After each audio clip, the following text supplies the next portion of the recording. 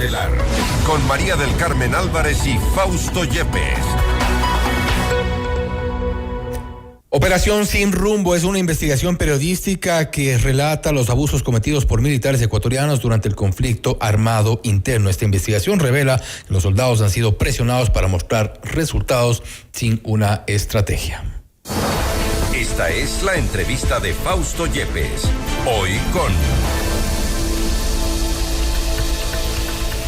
Estamos en contacto en este momento con Carol Noroña, periodista de investigación, para analizar un poco más sobre esta investigación periodística que fue publicada hace algunos días. Es una colaboración entre varios medios de comunicación, periodistas que se han juntado para lograr algunos resultados que generan ciertamente mucha preocupación respecto de lo que ha significado este conflicto armado interno. Carol, no sé si nos escuchas, estamos ya en vivo este momento. Gracias por estar con nosotros, bienvenida.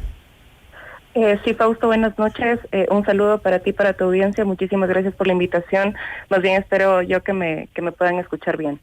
Te escuchamos perfectamente y un poco lo que hemos hablado al inicio, y esta investigación que se denominó Operación Sin Rumbo se refiere precisamente a los resultados de este conflicto armado interno. Un conflicto armado interno que ha tenido algunos efectos. ¿Cuáles detallarías tú? Sí, bueno, yo creo que es importante también situar el contexto en el que se da esta investigación. Fui parte del equipo, de un equipo de periodistas más amplio que se hace con la plataforma internacional Conectas y también con Tierra de Nadie, ¿no? Yo creo que algo que resulta muy alarmante es que si bien ya hemos documentado las vulneraciones a los derechos humanos, las cifras oficiales lo muestran. Por un lado, tú ves que hay delitos como la tortura que se han cuadriplicado en un año de conflicto armado interno, y lo mismo también ha ocurrido con delitos como la extralimitación en la ejecución de un acto de servicio, las ejecuciones extrajudiciales y las desapariciones forzadas. Estamos hablando de que en más de un año y medio de conflicto armado interno, la Fiscalía está investigando al menos 32 casos de presuntas desapariciones forzadas. Y estoy hablando de casos, ¿no? Cada caso podría tener una o dos personas que están siendo investigadas. Y por otro lado, lo que encontramos, lo que monitoreamos también a partir del cruce de diferentes datos y testimonios y fuentes oficiales, es que al menos 43 personas han sido desaparecidos en contextos de operaciones militares. Y si bien esto ya de por sí es alarmante, hay que desmenuzarlo un poco. Y yo creo que uno de los, digamos, de los ejes angulares de esta investigación es que justamente tiene testimonios de soldados en servicio activo y pasivo, que un poco muestran esta lista que muy pocas veces es explorada, ¿no? Y es como el gobierno de Daniel Noboa, en este caso, ha puesto sobre los hombros de las Fuerzas Armadas esta expectativa de guerra, ¿no? De una guerra que, de acuerdo con el gobierno, se va a ganar si se toman ciertas medidas, pero que hemos visto que no solo ha causado el incremento de violaciones a los derechos humanos, sino también algo que es muy lamentable, ¿no? El crecimiento de la violencia en las calles y también en las cárceles, algo que a mí me parece muy importante y que debería ser aclarado por la voz oficial, es por qué hay 455 personas encarceladas que han fallecido en el contexto del conflicto armado interno, una cifra que además puede ser comparada a los años de peores masacres carcelarias en el país. Entonces me parece que ahí se plantea esta gran pregunta, ¿no? De qué tanto nos está costando una guerra interna que finalmente no muestra resultados para la gente de a pie.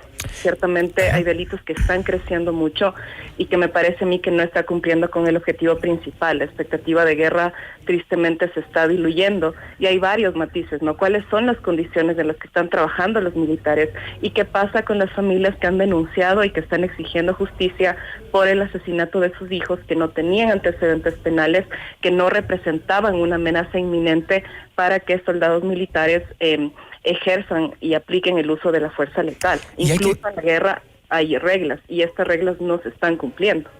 Y hay que decirlo, el relato es desgarrador en algunas partes de estos testimonios de militares. Tú te referías, por ejemplo, a los testimonios de cómo buscan información. Es un tema que ha sido recurrentemente, lo hemos tratado en entrevistas acá con expertos en seguridad, hablando sobre la falta de los sistemas de inteligencia de el Estado para poder detectar, ubicar a estas organizaciones, desarticularlas si fuera el caso.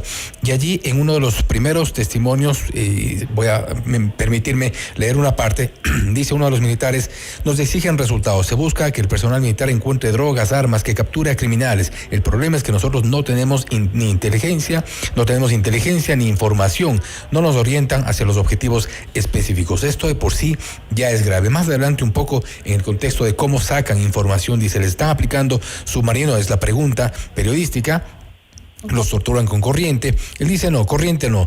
Les tapamos la cabeza con una funda, les cubrimos la boca y la nariz, se les bota bastante agua, eso les causa desesperación y asfixia. Ahí dan información. Métodos que creíamos, o quienes estamos un poco quizá con algún tipo de ingenuidad, creíamos habían pasado, se habían superado, pero esto es revelador lo que se cuenta allí.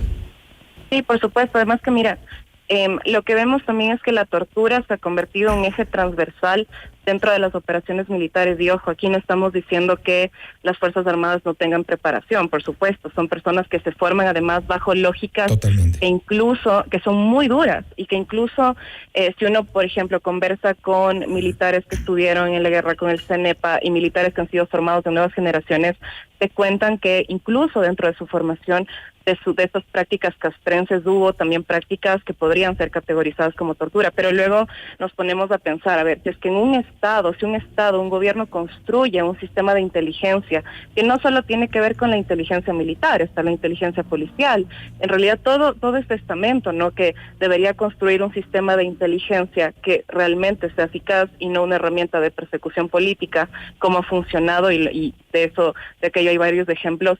También tú te cuestionas realmente con qué dirección, realmente hay un rumbo dentro de estrategia, o si es que existe o no una estrategia, y lo que vemos tristemente es que no. Entonces yo creo que hay que también repensar, y esto es una llamada de atención, no solo para la violación de protocolos, sino hay una exigencia de resultados. No podríamos comparar todavía el contexto ecuatoriano al de Colombia, pero ciertamente en Colombia ocurrió algo, ¿no? La exigencia de resultados de vino, por ejemplo, en falsos positivos y en la creación de milicias, ¿no?, paraestatales. Y eso es muy grave, porque eso podría también ocurrir en Ecuador, y eso no es ser alarmistas, es tener la conciencia de que Ecuador tristemente está sumida en el título de la investigación, que es una operación sin rumbo, porque además la tortura es un método ilegal, como yo te decía al comienzo, es un delito que además se ha cuadriplicado en un año de conflicto armado interno, y son cifras que, si tú ves cómo las está categorizando Fiscalía, van creciendo también en el 2025. Cuando se hicieron los militares cargo de las cárceles, incluso los expertos de seguridad lo dicen, puede funcionar como una medida de contención, pero el hacerlo indefinido, porque todavía continúan en las cárceles más allá de la salida de 8 cárceles, eso tiene dobles efectos. Por un lado por supuesto, tienen que encontrar caletas. Entonces, ¿cómo lo están haciendo? Los militares nos están dando pistas y están dando testimonios que reflejan que no hay un sistema de inteligencia y que esos procesos no han sido debidamente lícitos. Eso ya de por sí es muy grave. Y por otro, también me parece que es algo que ha sido un espejo, que lo vemos ya muy recurrentemente, que eso es la colusión de soldados militares a esta inmensa red de corrupción y de colusión criminal que funciona dentro de las cárceles. Entonces, ahí es cuando uno tiene que hacer preguntas al gobierno, ¿no? Y tristemente, desde el lado oficial hay silencio. Ahora bien, esto es importante también porque no son solo testimonios, si lo que has referido tú también es el incremento de las denuncias que se presentaron en Fiscalía. La evolución de las denuncias titula uno de los cuadros presentados en esta investigación: evolución de las denuncias ingresadas en la Fiscalía entre el 2014 y julio del 2025. Pero para poner datos mucho más recientes, las denuncias de desapariciones forzadas se duplicaron, pasaron de 12 registradas en 2023 y a 26 documentadas en 2024, ya cuando estábamos en conflicto armado interno. Delitos como la tortura se cuadriplicaron, pasaron de 52 en 2023 a 195 en 2024. Ejecuciones extrajudiciales de 6 a 19, y las extralimitaciones en la ejecución de un acto de servicio incrementaron de 118 a 272. Datos que confirman de alguna forma los testimonios que, como decíamos al inicio, son parte de lo que creíamos en algún momento quizá se hubiese superado, al menos ya con mucha más, con herramientas tecnológicas, con otro tipo de formación de los militares, pero este tipo de prácticas sí generan preocupación, incluso por lo que tú decías, el incremento, la posible aparición de los famosos falsos positivos. Por supuesto, yo creo que hay una arista que a mí me pareció muy interesante revisando las cifras. Es que tú ves cuántas denuncias han ingresado desde 2014 hasta el 2025, son más o menos 2.600 entre los cuatro delitos que tú acabas de mencionar. La gran mayoría están en indagación previa, eso quiere decir que es una etapa preprocesal. Básicamente son investigaciones que están en pañales, que no han avanzado. Otro porcentaje ya se han archivado, pero hay una cifra que a mí me parece muy reveladora, y es que desde 2014 hasta 2025, estamos hablando de 11 años, solo han existido 13 sentencias condenatorias. Entonces, cuando tú te vas de las cifras, del dato duro, también tú te preguntas por qué en las leyes aprobadas por el gobierno se han ingresado figuras, por ejemplo, como el indulto con efecto diferido, que si bien no está presente ahí delitos como la desaparición forzada, sí se pueden aplicar cuando se trata de delitos como las extralimitaciones en la ejecución de un acto de servicio, que pasaron de 118 a 272 en solo un año, y también para ejecuciones extrajudiciales. Entonces tú te preguntas, bueno, uno pensaría que si se dan ese tipo de figuras, si se ingresan ese tipo de figuras, es porque hay casi que un encarcelamiento masivo, pero eso no está ocurriendo. Estamos hablando de 13 condenas en un periodo de 11 años. Es una cifra ínfima.